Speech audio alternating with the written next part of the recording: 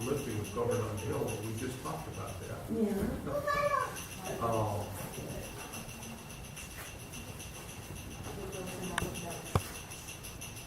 You know, it's always wonderful to think about the story of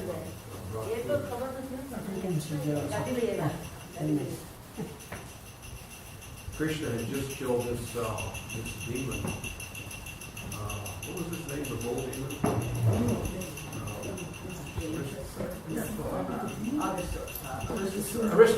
Aristasura. So he wasn't really a bull, but he was a form of bull.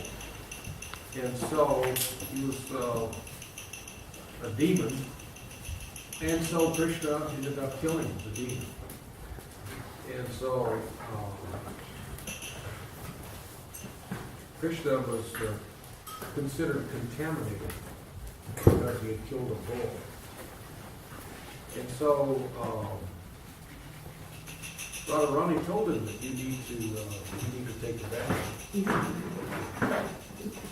Actually, he wanted to braid Radharani's hair. You know. And Radharani said, "No, you're contaminated. You've just killed the bull. You need to take a bath. You know, you need to purify yourself." And so Krishna says, "All right, but it's a long way back to the Jamuna to take a bath. And but I'll go and bathe for you." Radharani said, "No. If you go to the Jamuna, then you'll get your attention will be stolen by another gopi. They'll stop you along the way, you see, and then they'll get your association, and I won't." So Radharani took off her bangles, and she said, "I'll dig a place for you here." So she dug this lake with her bangles, and the other gopis,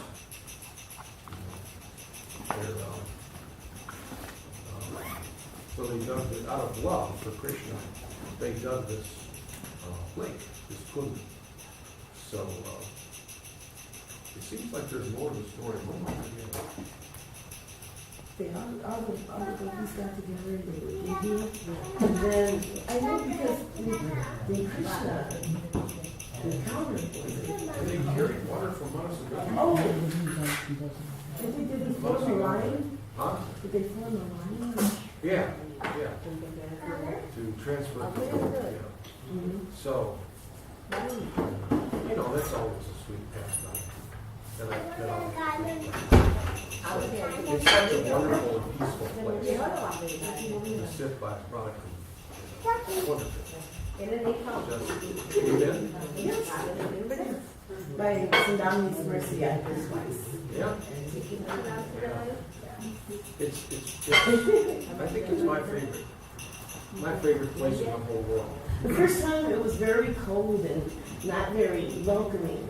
And then the second time I went, that was so wonderful. It just laid back in it. But you know what's even better? Is the Yamuna. Oh my God, we had so much fun. We're so yeah. And the Yamuna. How's this? That's a little loud, isn't it? That's a little loud. Testing. The Yamuna was really wonderful. Yeah. We played in the Yamuna just like the still wonderful.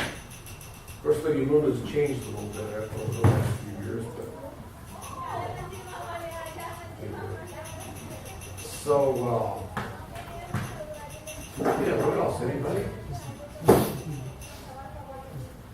Any suggestions? Question or a comment? Why is there so much suffering? Why is there so much suffering? Yeah. There's suffering because we're not thinking of Krishna. We're thinking, we actually are starting to, the suffering begins when we start to take this material world serious. Then we have the conception that we're suffering. It's a tough answer. A lot of people don't want to hear that answer. They'd rather hear some sort of another answer. Basically, the devotee, when you're thinking of Krishna and you're engaged in loving devotional service to Krishna, you're not concerned where you are or what your circumstances are. You're just happy to be engaged in serving Krishna. See? So, when we take the material world seriously, we start to, we get the perception of suffering. See, us, we the living entity, how could we suffer? We're eternal. We can't be pierced by an arrow or a sword. We can't be burned by fire. Can't be withered by the wind. Nothing can happen to us. We're eternal. We always have been. We always will be.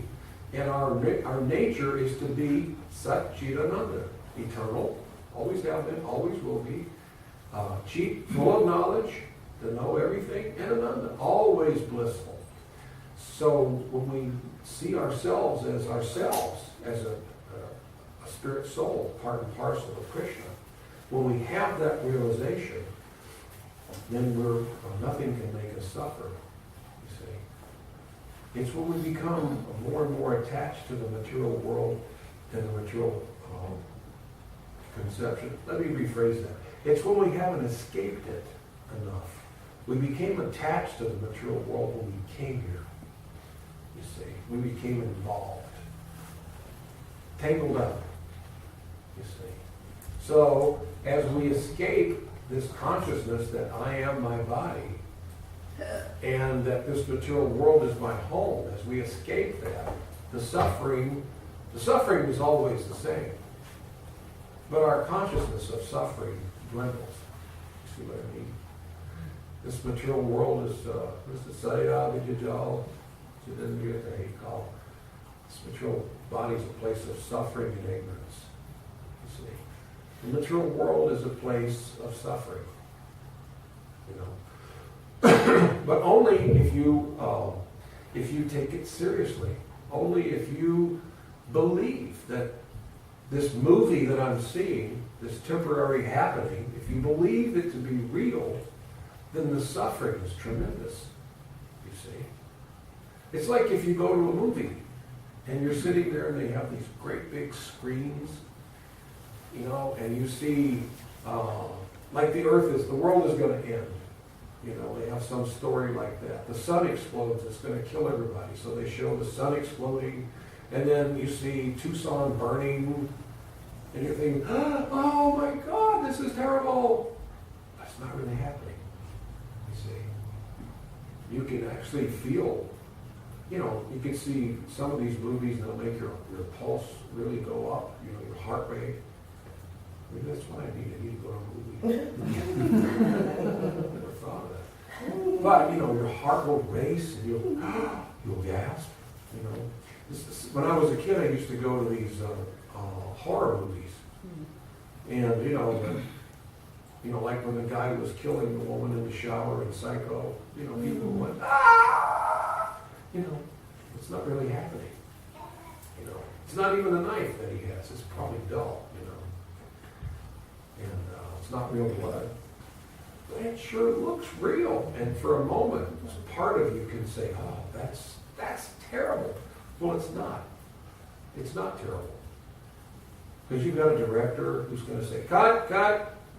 Let's try that again. This time, scream louder, you know. And, all right, now, action. They do it again. You see. And to them, it's just another day's work. Another day's work for another day's dollar. So, the material world is like that. This is all a temporary thing that appears to be happening. You see. If it's just like you've lost someone close.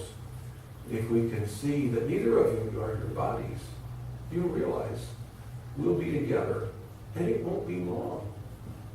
It's not going to be a long time. It may seem like a long time in this material world, but when you get back together, what was your friend's name? Victor. When the two of you are again united in Goloka Vrindavan, serving Krishna, it's going to seem like, well, this never happened. This material thing never happened. My son wants it to happen. Yeah. You see? Yeah. So that's what we mean by transcending. We have to transcend this material world and just say, my Lord, you know, I'm surrendered to you. I'm your servant. just please engage me in your loving devotional service. Along with the devotional service comes the protection. Of course, Krishna is always protecting us. But as you grow in your consciousness of who you are and what your relationship is with this material world, what is my relationship with the other people in this material world? You see? Some of them I've never met before. Some of them are from different countries. Some of them have different colored bodies. Some of them are byproducts from my body. But this is all ridiculous. It's not true. We're all part and parcel of Krishna. We're all the same, yet unique. You see? So that's, as they say, the big picture. The big picture is reality. You see? It's almost as if this trip through the material world isn't even happening. It is, but it's almost as if it's just a dream. The only reason it's a dream, that it's not a dream, it is a dream. The only reason there's any reality to it all is because it's Mahavishnu's dream. You see? So, now a lot of people say, but gosh, I'm not ready to go there. I'm still attached to, my children. That's natural. They have love and affection for your children. But Srila Prabhupada would say, why would you care, why should you love your children and show them any more mercy than anybody else's children? You know, I want to love and care for and protect these children, and I'm not caring about other children. Because their bodies are a byproduct of my body. And, my parents, I'm a byproduct of their bodies.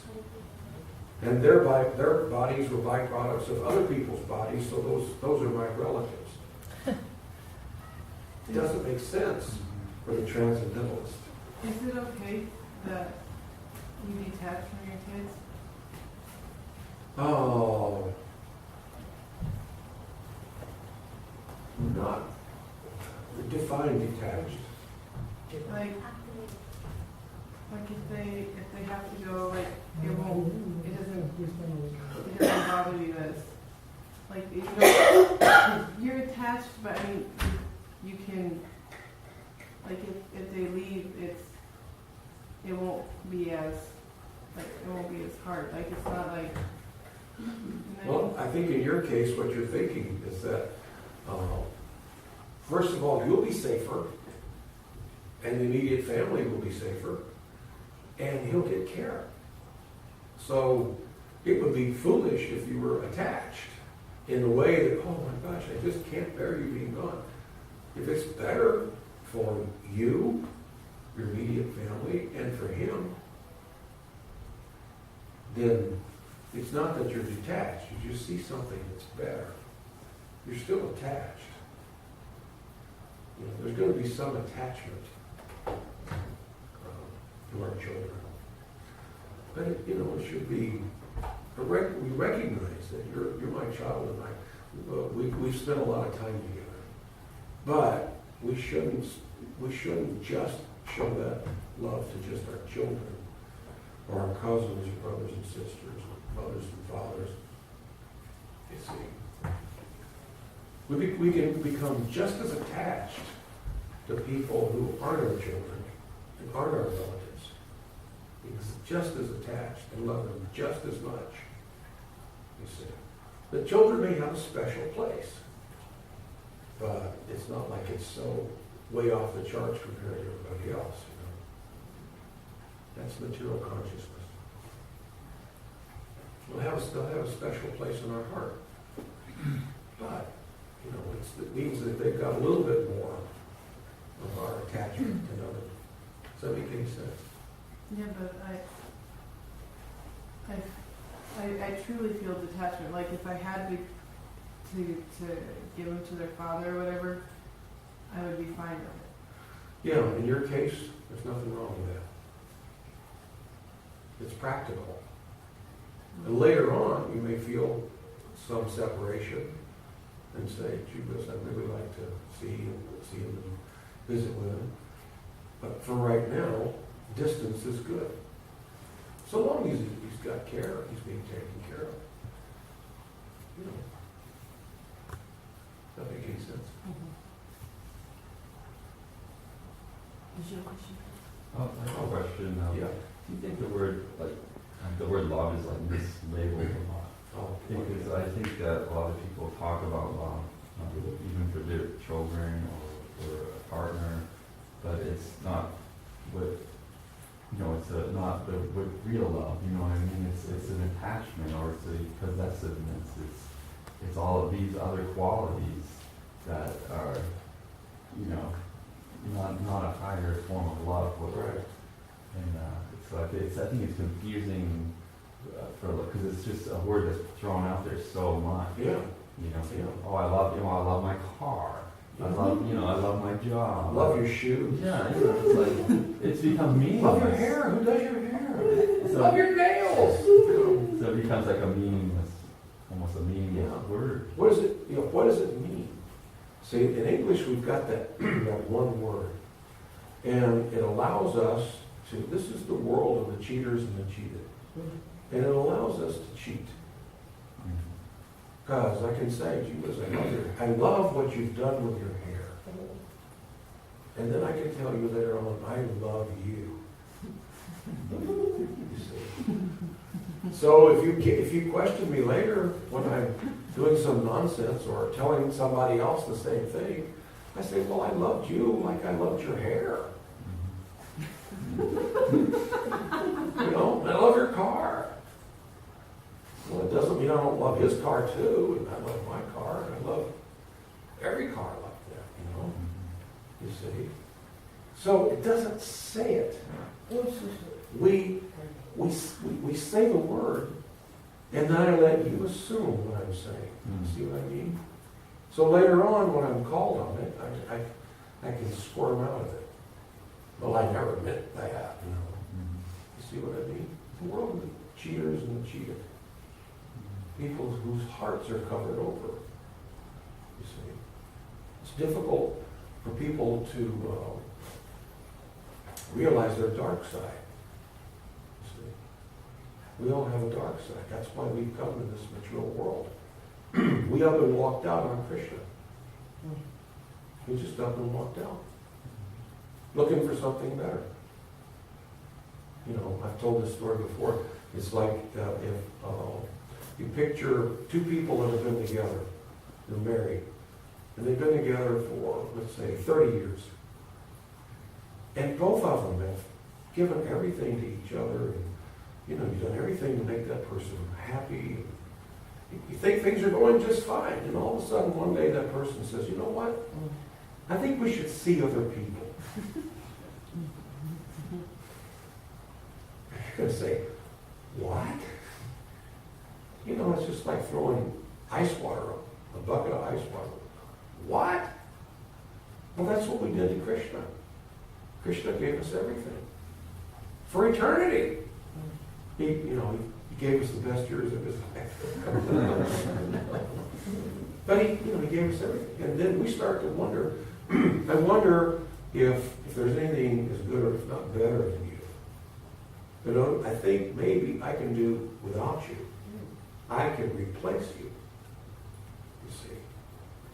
So, now people wonder, but if I'm a liberated soul in the spiritual world, how is it that I can do that? Well, because Krishna has wired us in such a way that we can, he's wired us in a way that we can exercise free will, you see, and given us the ability to choose to be him or escape him. Go someplace where we can be the Krishna, to be the Ishwar. Because he wants to give us free will. He wants to, you're not a prisoner, you see. It's part of your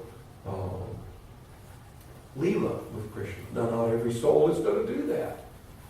But we did. We just said, gonna look for something better, see you, I'm out of here. And so we just left, and here we are, wandering around this material world. So we come into this place with not such a good nature. That's why it's the world of the cheaters and the cheated. We have a cheating mentality, you see. We abandoned that. We abandoned the one who gave us everything for our own enjoyment, enjoying separate from Him. See? Does that make any sense?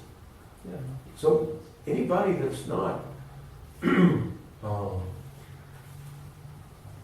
a pure devotee or approaching or on their way to being a pure devotee or made a lot of advancement in spiritual life, they're not to be trusted.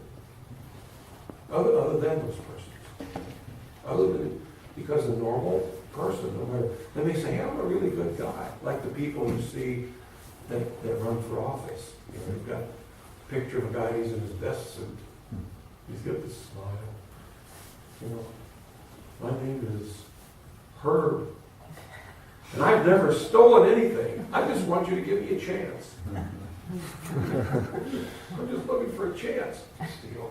And I promise I won't steal any more than you can catch me. They're talking out of both sides of their face. There are no good presidents. Who's good? People think Winston Churchill was a wonderful person. But he was as evil as Hitler. You see, he had his own agenda. So, this is the kind of soul that we're rubbing elbows with in the material world. And they want to be able to tell you, I love you. I want you to believe it. Because if you believe it, then I'm going to get some benefit. I get to enjoy you. And I have an advantage on you because you don't know what I mean by that. You see. And then later on, I've reserved the right, without telling you, to spring it on you. You just thought that was that crazy about you. But what about, oh, come on. You see what I mean? Fidelity, you see. There's not a lot of fidelity in the material world. So the devotee learns that he's learning to become to develop fidelity again by loving Krishna, following Krishna, and no one else. You see. But that's the path back to Krishna, back to Godhead. I became an infidel. I would love any God that would give me whatever. You give me what I want. You give me the punya, and I give you worship. So now we're pursuing Krishna. We're on the path back to Godhead, and we're learning how to be a lover. What would you help? Yeah. Chanting Krishna name, japa, can help anything about human being karmas, life. Life is already goes according to the karma. What is the jap, Krishna name help with the human being life? Well, it can mitigate the karma. Karma's there.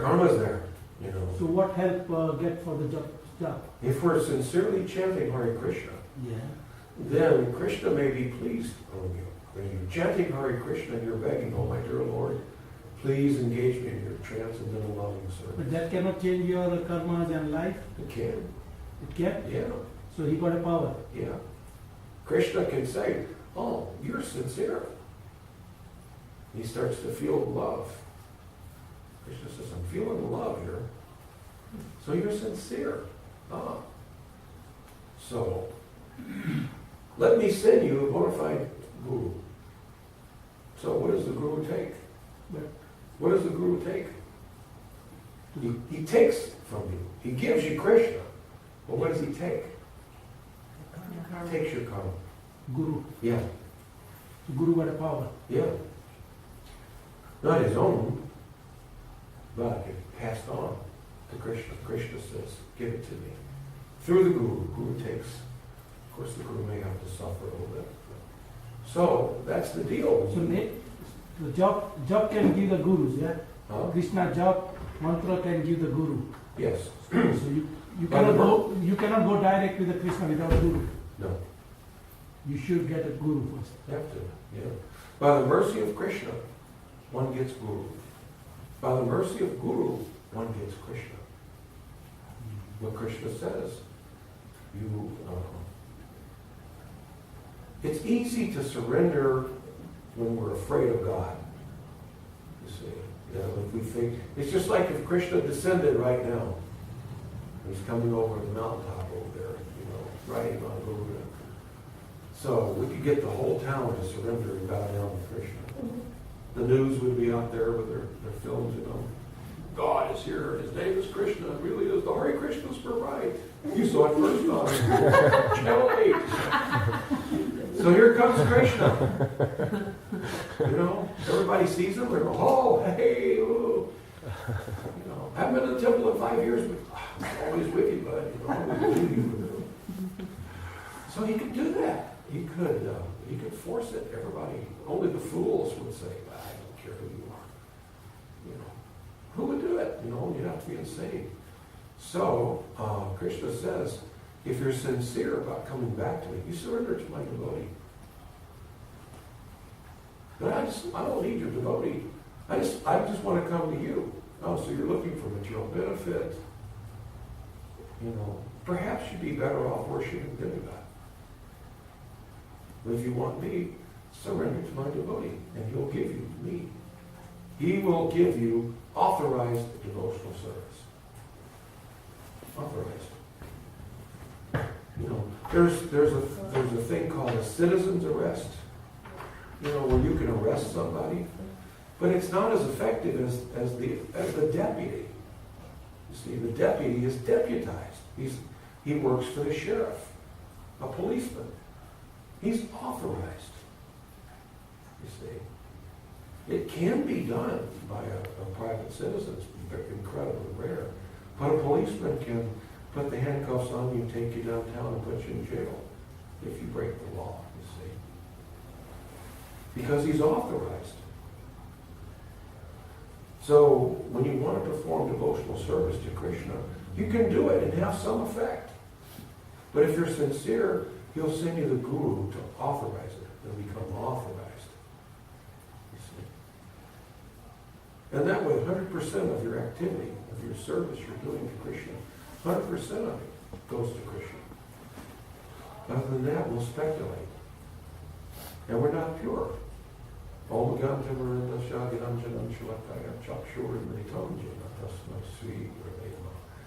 born in darkness of ignorance, but my spiritual master opened my eyes with the torchlight of knowledge. However, my humble obeisance is unto him. So the Guru's job is to open your darkened eyes, give you knowledge. You see? That's just like if you wanted to become a doctor. You can't drive over to the hospital and put on a white jacket and start practicing. Put you in jail. You cut that man. You're not authorized to cut. You see? So you have to approach a doctor in a school. When you go to school, the medical school, the teacher is a doctor. And he will make your doctoring authorized. You see? From him, you get the certificate. Yes, he's eligible. He's authorized to do the cutting. It's not a crime when the doctor cuts. It's a crime when you do it, you see. So it's like that. We have to approach a bona fide doctor. If you want to be an engineer, you have to learn from an engineer. See? If you want to be a lawyer, you have to learn from a lawyer. And if you want to be a spiritualist, you have to learn from a spiritualist.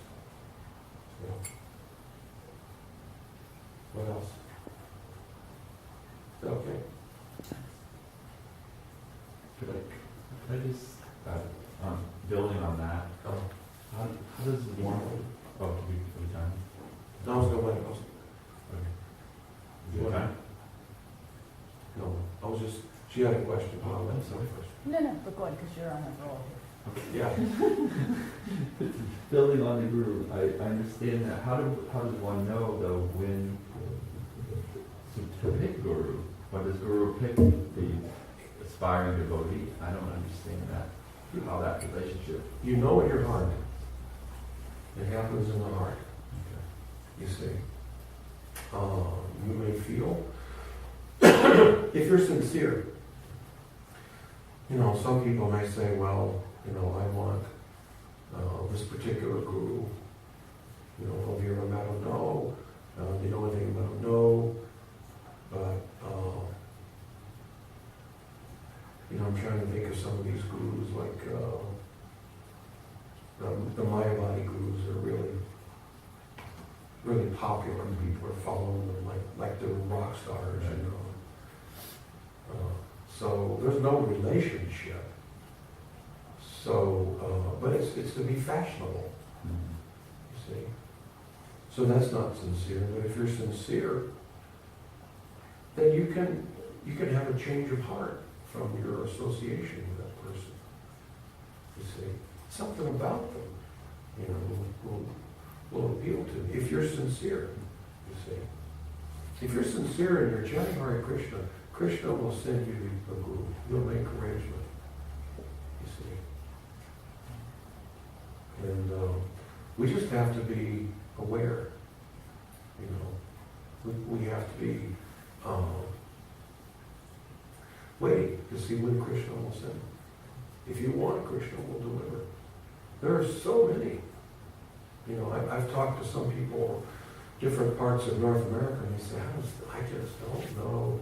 I mean, gosh, there's so many. You know, I don't think they're looking very hard.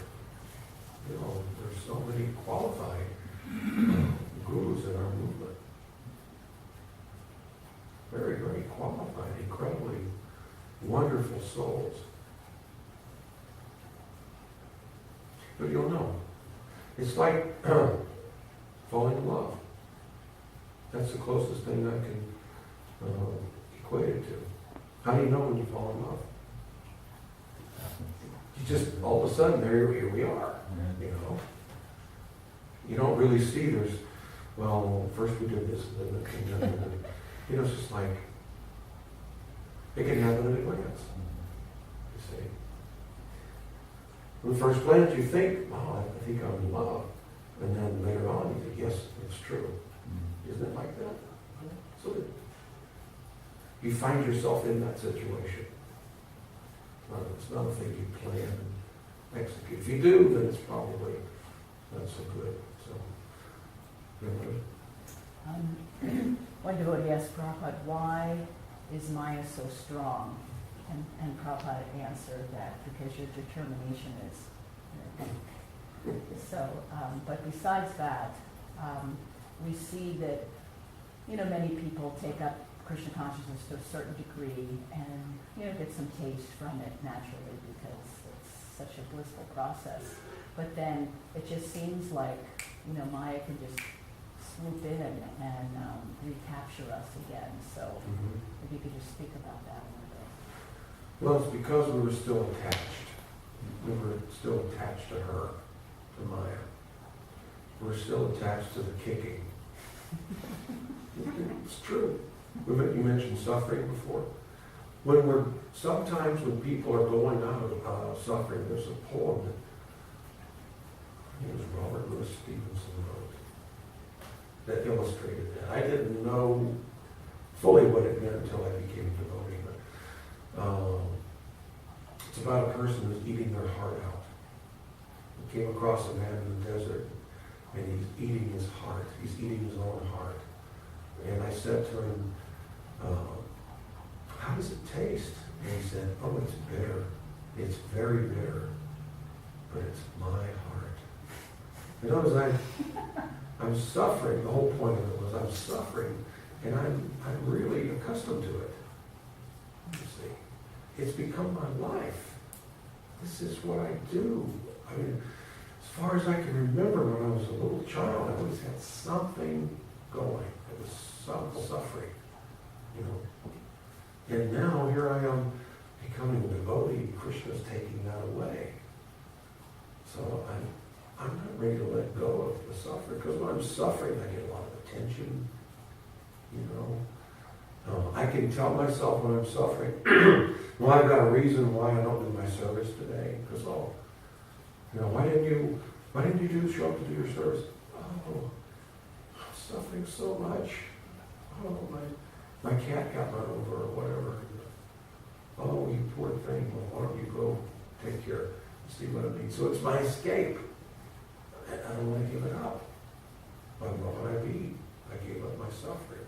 So we still have that attachment to the material energy, you see. It manifests, material energy manifests in suffering.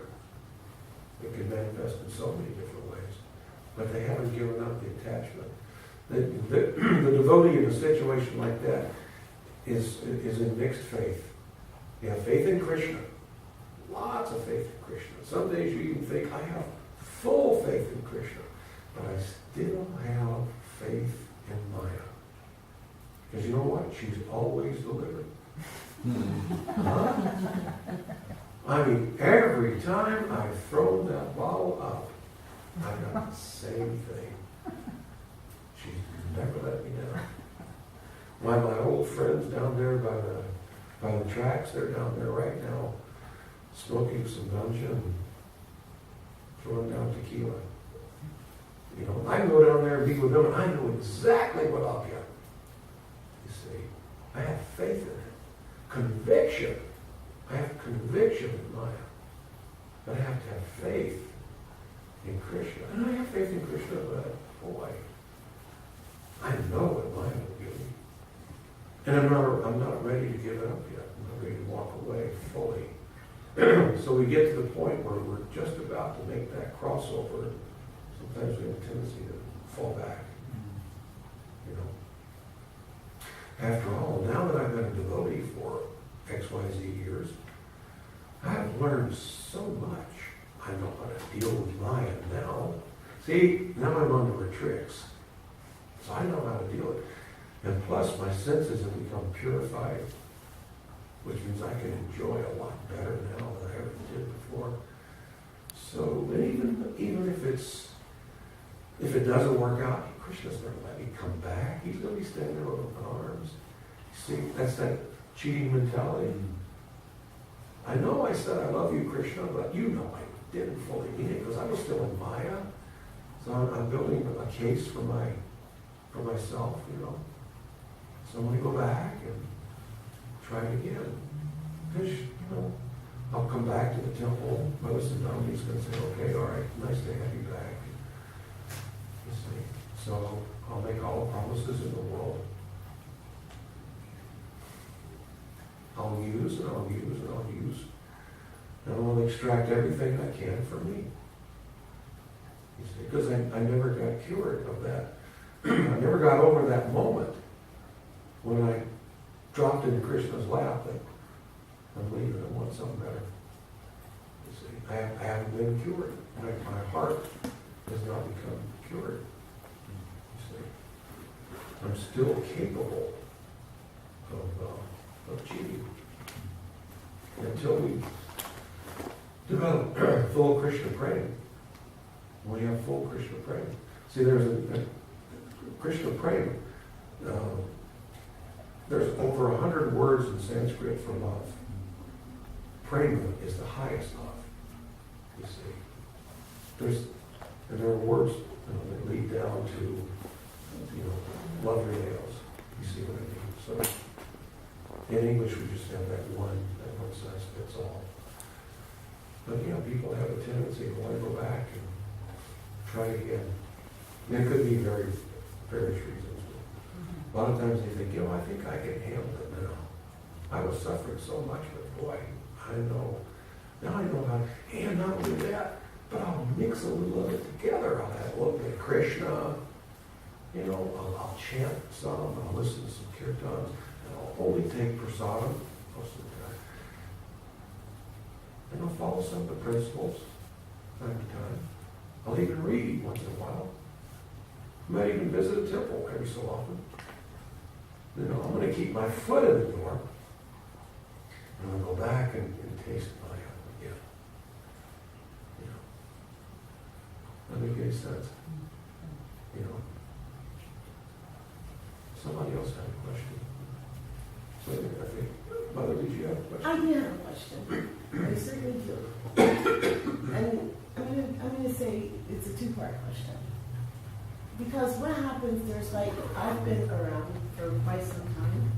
I've seen devotees who, and I myself, have a love for some particular guru, but the guru is no longer on the planet. Mm-hmm. The guru leaves the body. And then, what would that, I've seen people who have been very much in love and have so much bhakti, but then they die. So what happens to the person who doesn't actually take the actual, are they going to have to come back to the next lifetime because you do service and then, you're cut off from the service? There are people who want to do service and be a part of but then if they're cut off from it, Yeah. and you're forced to live away, and you're forced to be away, and you cannot complete the process. So what does that mean? Does that mean that person, shouldn't they just accept that this is not for them in this lifetime and then it's going to be the next lifetime? Oh, it's really up to Krishna at a point like that. Krishna may say, look, I know your heart and I'm taking you back to Godhead. Or he may say, you know what, you were really sincere. So I'm going to give you birth in a family of devotees. I'll tell you what, I'm going to give you birth in a family of devotees in Vrindavan. You see? So, who's to say? Who's to say? They haven't lost anything. You see? They don't lose anything. They were chanting Hare Krishna, they were pursuing Krishna. And the guru died, but the guru had left their body, and the guru wasn't able to do the initiation. Yeah. And you had loved that guru, you knew that was your guru, but you never had the experience to get the initiation. You have to see, in a case like that, what is Krishna's plan? Krishna has a plan for you. When a devotee finds himself in a situation like that, he has to see, okay, my Lord, what is your plan for me? See? Of course, you could find another guru. That may not work. You may not find one that you feel that connection with. But if you're intending, am I understanding that you're intending to take initiation, but the guru left his body? Well, suppose you were intending to take initiation at some point, and then you left your body. What happens there? If you're not able to complete it. Sometimes, like I said, there are circumstances where the person cannot be a part of a temple. And therefore, they are not going to be a part of the temple, but they're, It's not required. And so, You have to live in the temple. exactly. The temple is wherever the devotee is. The temple follows the devotee. Wherever a devotee is, you're going to see a little altar someplace. They're going to have a little altar. It may be even a tiny altar, Sometimes service and separation can bring a lot of ecstasy, Yeah. a lot of advancement. Sometimes, I'm just saying, it's like when you're with, you spent many years with devotees and then you're separated from them, you feel much even Then you more. can't wait to get back around. Yeah. It's like, that separation is so great and you date with them almost every day in a very favorable way. Yeah. You're not making offenses. You're just missing them so much. It's like service and separation from Krishna because you're just thinking of them all the time. And it may not look like it. It may not, to the everyday person, they wouldn't understand. When you're surrounded by karmas or whatever. But, you know where your heart is. It's just there. And the heart is there. Well, one thing you'll notice, the devotee that lives in a town where there are no temple, there are no other devotees. And from time to time, that just happens. You see, someone gets one of Prabhupada's books traveling book Sankirtan party comes through, and somebody sells you one of Prabhupada's books, you find out yourself the Bhagavad Gita, and you read it, and you become a devotee, and you think, oh, I want to pursue this. So, whenever you get a chance, you will visit the nearest temple and say, what do you people like? And you'll start to pick up on the way they dance and the way they sing. And you buy some CDs and listen to kirtans, and you'll listen to lectures. Well, now, And then you're going to start influencing those around you. The now devotee does that. You can become a virtual devotee you can become a virtual devotee nowadays by just being on Facebook and have connections with so many Twitter and temples. You don't actually have to Yeah. go to visit And Vrindavan to be in Vrindavan. Yeah, you can see it every day. pictures of every deity in the world practically. So many beautiful pictures. If you weed out your friends on Facebook, get rid of the nonsense. But, so the opportunity to advance will continue to grow. And if the devotee has a strong desire, my dear Krishna, I want to be more involved in serving you. Somehow or other, Krishna will satisfy that desire. You may start a temple in your house, you see. You start to offer, have a Sunday feast, and a few people come over, then all of a sudden, after some time, you have other devotees there. And then they bring some of their friends, and then you're always scheming ways to get into the public eye and spread Krishna consciousness. And, it just happens like that. And the next thing you know, you have a full-fledged preaching center. You see, you can't keep the sincere devotee down. They're going to do it. They're going to spread Krishna consciousness. It's just going to happen. See what I mean? Okay. Yeah, what was your question? Why when I'm not able to do service, I feel bad? Guilt. It is. It is. Because that's our eternal natural position, you see. Plus you're misaligned. You're not aligned properly when you're not serving. It's just like a train that gets off the track. It's not working right. So we're not fulfilling our purpose. Our purpose for existing is to serve Krishna and Krishna's devotees, to please Krishna, and please Krishna by making some offering to him and by pleasing his devotees, you see. So whenever we're not engaged in service, we feel like, what am I doing? Today was a loss. You have a day without doing any service, you feel like, I just turned in a goose egg today. I turned in a 0. And you feel badly, you see. And so then you think, oh, well, I didn't like that, so I don't want to do that anymore. I want my service back. I want my relationship with Krishna and the devotees back. See, it's just natural. It does. It makes you feel kind of yucky, doesn't it? And, perhaps the devotee maybe say to yourself, you could have done better than that. You shouldn't have done that. You could have. So you start to beat yourself up a little bit. That's just normal. You didn't like the way it came down. And didn't get to do any service. The longer we stay away from service, the worse we're going to feel. Until we develop enough material consciousness that we start to embrace it. We become reconditioned. You get reconditioned back. But I've known devotees that have tried to make the escape. And was one devotee who was going to leave. Srila Prabhupada said, I'm concerned about one thing. What will you do for bliss? So if you leave here, what will you do for bliss? Happy hour? It's only temporary. Rock and roll concerts, there's the list goes on. Where will you get your bliss? And some foolish person that's not spiritually awakened will say, plenty of bliss out there. Okay, go for it. You know, when the suffering gets enough, you'll be back. What else?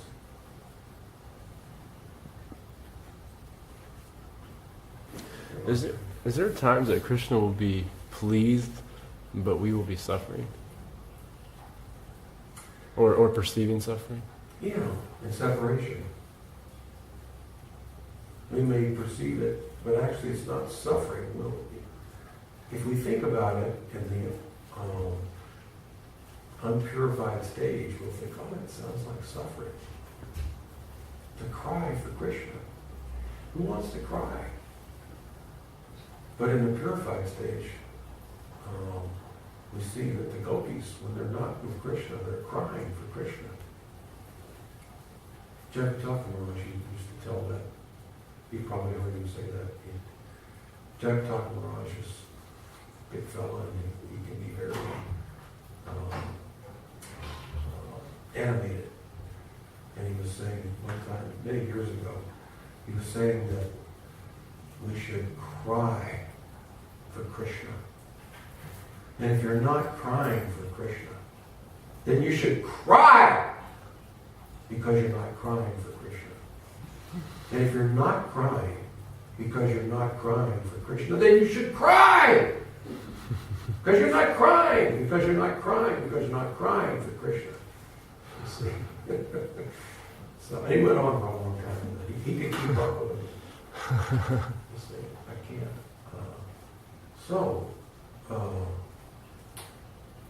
But service and separation, Srila Prabhupada says service and separation is much more ecstasy than service and personal service with Guru. And it's hard for us to understand that. We hear Krishna, and we hear the gopis say like that, you know. So hard for us to understand. However, we've realized it. In Srila Prabhupada, since he's left, he's continuing to give us happiness. It's just as ecstatic as if we were still here, you see. So, day after tomorrow, on Wednesday, we'll get to taste it. We'll get to actually focus on Srila Prabhupada. You know, he's left this planet. Physically, he's not here, but yet he is. Srila Prabhupada is still making more devotees than all of us put together through his books. He's still preaching. People read the books, and all of a sudden they show up in a temple. Hey, I got this book in the half-price bookstore. You know, I thought I would come by and check out the temple. It's got your address here in the back of the book. You know, hey, I got some questions, you know. You see? So Prabhupada is still caring for us. He's still the heartbeat of our movement. You see? So it's ecstatic. We miss him dearly, but at the same time, we still feel his presence. So I guess that might answer your question. You may feel suffering when you long for Krishna, but that longing for Krishna gives him great pleasure, which gives you great pleasure. You see? Yes. So how do you deal with people who are so convinced that this material world and their physical bodies are, you know, just the ultimate reality, and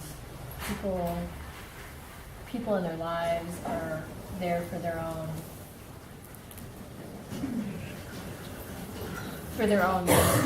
service, you know, people in their lives are for their own service, and you know, how do you deal with people, like, let's say that you have still some obligation to these people because they're your family members. How do you deal with them? You have to be tolerant.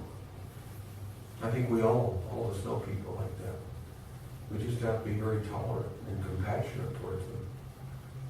So they may have full faith in the material energy, and you have faith in the spiritual energy. So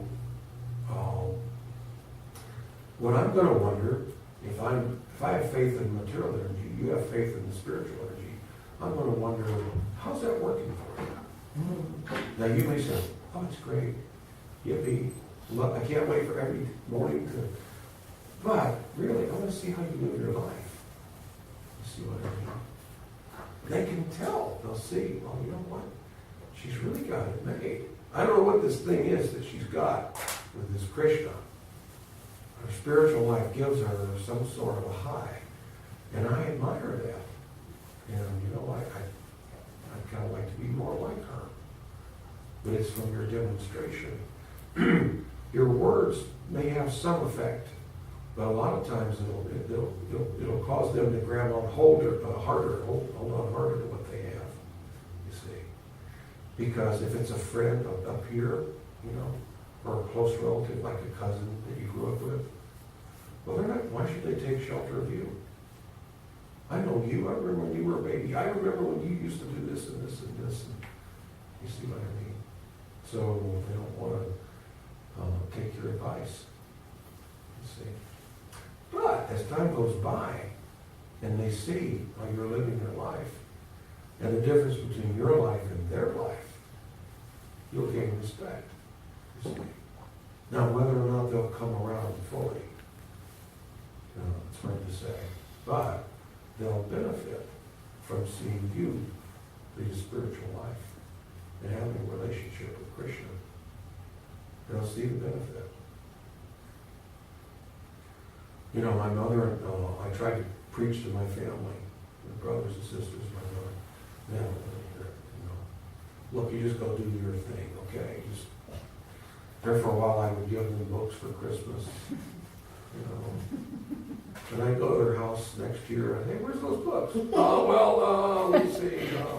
Oh, they're around someplace. I thought you were going to put them on the bookshelf. But no. So, so years went by. You know, after almost 40 years, my mother was about to die. And I went to see her a short time before she passed, and she said, you know, I'm really glad that you took up this Krishna consciousness. It was the best thing that you ever did. And I just pray that my other children had done it. Because, you know, you've had such a great life, and their life has not been so, you know, hasn't been that great. She said, I wish everybody, I wish we all had done it at the same time. You know? So, she had that realization. Time of death makes people get serious most of the time. Yeah, a lot of them just cling though. They're just like cling. Does that answer your question? Yeah, thanks. Yeah, it was just, I was trying to figure out how to deal with certain people in my life that, you know, they measure success purely by material gain. Mm-hmm. And so it's kind of hard to, I was just trying to figure out how, the best way to deal with it. It's really difficult to get through them. It's tough. They have to come up empty-handed enough. They're wanting happiness and they get this success. And after a while, they'll see, well, wait a minute, now, you've got this happiness, you've got this inner peace, and this is really working for you. And my pursuits were not delivering what I hoped it would. You see, how long that'll take, who knows? And the best thing you can do for them is demonstrate. You preach by example. Demonstrate the way it should be done.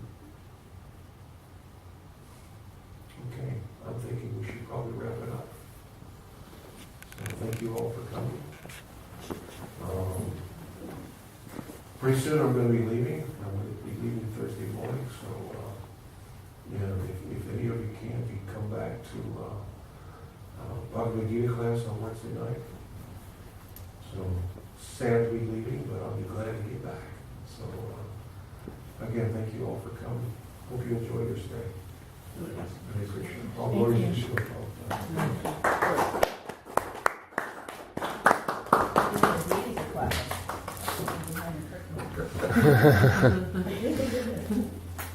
Reciprocation.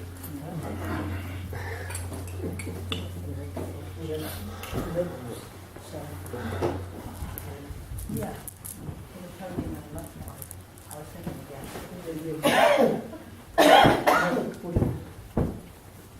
Oh, thanks. What was your name? Okay.